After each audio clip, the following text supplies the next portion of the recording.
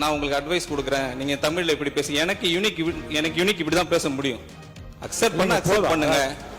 நான் உங்களுக்கோசம் சேஞ்ச் பண்ணிக்க முடியாது. இல்ல, நான் இப்படி தான் பேசுவேன். மக்கள் அதான் சொல்றேன். மாண்புமிகு பேரவைத் தலைவர் அவர்களே, ரொம்ப லைட்டர் வெயின்ல எடுத்துக்கோங்க. இல்ல, பெரிய கைடன்ஸ் பண்ற மாதிரி பண்ணக்கூடாது. என் ஸ்டைல் இதுதான். அவருக்கோசம் நான் மாத்திக்க முடியாது, எல்லாருக்கும் நான் மாத்திக்க முடியாது. இல்ல, மாண்பு உறுப்பினர் உட்கார. மாண்பு அமைச்சர் கேலி பண்றீங்களா? கேலி பண்றீங்களா? கேலி பண்றீங்களா? கோவப்படாதீங்க சார்.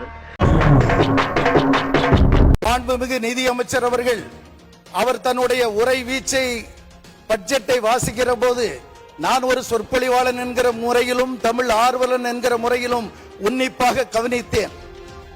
அவர் ஆங்கிலத்தில் பெரும்புலமை பெற்றவராக இருப்பார் என்று நினைக்கிறேன். ஆங்கில உச்சரிப்பு மிக நேர்த்தியாக இருந்தது. தமிழில் பல சொற்றொடர்களை அவர்கள் பேசாமல் விட்டுவிட்டார்கள். சில சொற்றொடர்கள் இலக்கண பிழையாக அமைந்தது. இதை குறையாகவோ குற்றச்சாட்டாகவோ இந்த அவையில் நான் வைக்க விரும்பவில்லை. நமது பள்ளிக்கல்வித்துறை அமைச்சர் அவர்கள் தனது கட்சிக்காக வெகு சிறப்பாக வாதாடி பலம் சேர்க்கிறார் என்பதை நாங்கள் காண்கிறோம். நீங்கள் நமது நிதியமைச்சர்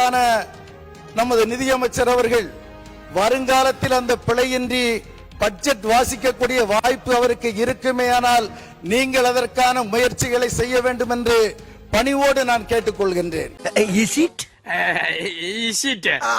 நிதியமைச்சர் கொஞ்சம் கோவப்படாதீங்க.